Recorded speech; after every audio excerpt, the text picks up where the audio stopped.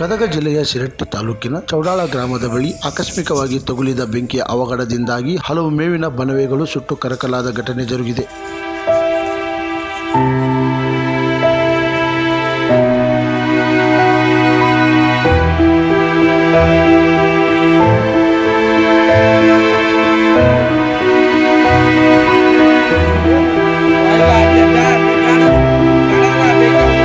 ಘಟನೆಯ ಸುದ್ದಿ ತಿಳಿದು ಸ್ಥಳಕ್ಕೆ ಶಿರಟ್ಟಿ ಹಾಗೂ ಮುಂಡ್ರಗಿ ಅಗ್ನಿಶಾಮಕ ದಳದ ಸಿಬ್ಬಂದಿಗಳು ಧಾವಿಸುವ ಮೂಲಕ ಬೆಂಕಿಯನ್ನು ನಂದಿಸಿದ್ದಾರೆ. ಈ ಬೆಂಕಿಯ ಅವಘಡದಲ್ಲಿ ಹಲವು ರೈತರು ದನಕರುಗಳಿಗಾಗಿ ಶೇಖರಿಸಿ ಇಟ್ಟಂತ 10ಕ್ಕೂ ಅಧಿಕ ಮೇವಿನ ಬಣವೆಗಳು ಹಾಗೂ ಒಂದು ಚಕ್ಕಡಿಯ ಬೆಂಕಿ ಆಹುತಿಯಾಗಿದ್ದು ಅಪಾರ ಹಾನಿ ಉಂಟಾಗಿದೆ. ಈ ಘಟನೆಯಿಂದಾಗಿ ಮೇವು ಕಳೆದುಕೊಂಡ ಚೌಡಾಳ ಗ್ರಾಮದ ರೈತರು ಈಗ ಕಣ್ಣೀರು ಹಾಕುತ್ತಿದ್ದು ಸರ್ಕಾರ ಇವರ ನೆರವಿಗೆ ಧಾವಿಸಬೇಕಾಗಿದೆ.